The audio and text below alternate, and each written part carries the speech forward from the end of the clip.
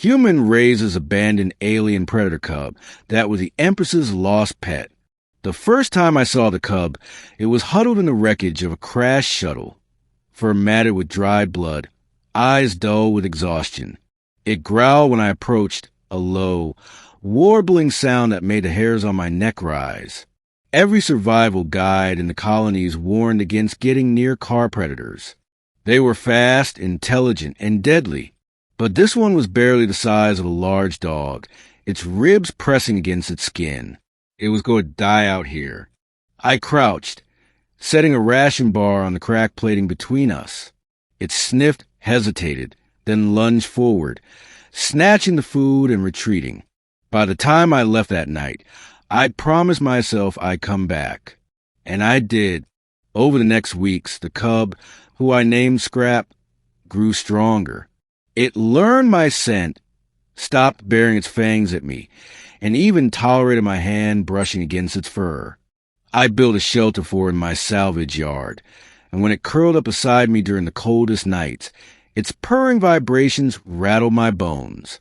I didn't know then that I was harboring one of the rarest and most dangerous creatures in the galaxy. I didn't know it belonged to the Empress herself. 6 months later, the Empire's patrol ships descended over our backwater colony. They weren't here for trade, taxes, or conscription. They were here for something lost. I was sorting through scrap metal when armored soldiers stormed in, rifles leveled at my chest. "Where is it?" their commander barked. I didn't have to ask what it meant. Scrap had grown into a sleek, muscled predator with obsidian fur and glowing amber eyes. He could leap a fence in one bound and shred steel with his claws. Still, he wasn't just an animal to me. He was family. "I don't know what you're talking about." I lied, stepping between them in the yard. A voice rang out from behind the soldiers. Cold, commanding, and unmistakably imperial. The Empress herself stepped forward, clad in shimmering black armor. Her eyes were like sharpened glass, scanning everything with practiced precision. Then they softened. "Javar," she whispered. Scrap patted out from behind me, his tail swishing. He tilted his head, staring at her. The Empress dropped to one knee, removing her gauntlet. I saw it then. How he hesitated, sniffing her hand before rubbing his head against it. A low, almost mournful sound rumbled from his chest. She looked up at me. "You found him." What followed was complicated. In the imperial court, a car wasn't just a pet. It was a living symbol of the throne's power. Losing one was seen as weakness. The Empress claimed Scrap had been stolen during a coup attempt. Finding him alive was a matter of both personal relief and political necessity. She offered me a reward, more credits than I'd see in 10 lifetimes, if I handed him over. But the thought of him in a palace cage, paraded around for politics, made my stomach twist. With respect, I told her, "He's not a symbol. He's mine. I raise him. He stays with me." The soldiers tensed, waiting for her to give the order to kill me. Instead, she studied me for a long moment and then smiled. "You have courage, human. I like that." The Empress stayed on our colony for 3 days, insisting on visiting Scrap daily. I saw the way he responded to her.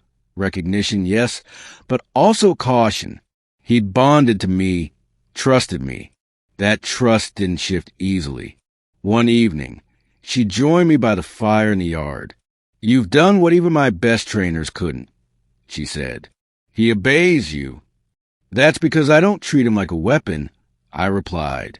She didn't argue. Instead, she surprised me. "The Empire needs that bond. And you will come with us to the capital." I laughed. "I'm a junk dealer, not a courtier." "You're his keeper," she said simply, "and he's mine." So I went. The capital was a blinding sprawl of spires and light.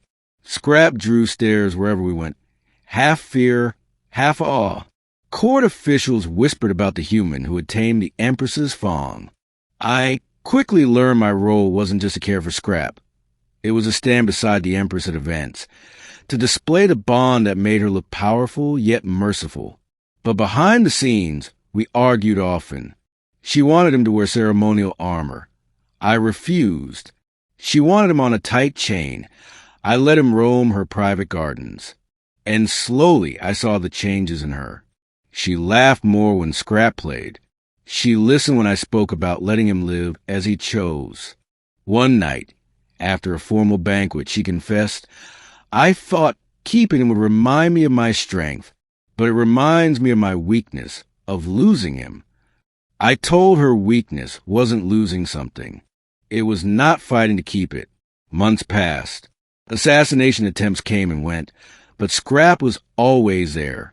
Between us and the danger, a shadow of claws and fangs. He became a legend in his own right. Then came the night. We were ambushed in the palace gardens. The attackers weren't after the Empress. They were after Scrap. A rival noble had put a bounty on him, believing whoever possessed a car could challenge the throne. I fought like hell, but it was Scrap who saved us, launching himself into the attackers with ferocity I'd never seen. By the time the guards arrived, the garden was littered with groaning, bleeding bodies. The Empress stood in silence, her hand resting on Scrap's head. "He is both of ours," she said finally. "And so are you." Now, years later, I still walk at her side, half courtier, half guardian, always with Scrap pacing between us. I never thought raising an abandoned cub would lead me here, in the heart of an empire. He's still the same in some ways, fond of napping in sunbeams, greedy for smoked meat, quick to growl at strangers. But there's a knowing in his eyes now, a sharpness that comes from surviving both the wild and the palace. And whenever the Empress meets my gaze across a crowded throne room, there's an unspoken truth between us. We didn't just save her pet. We built a family.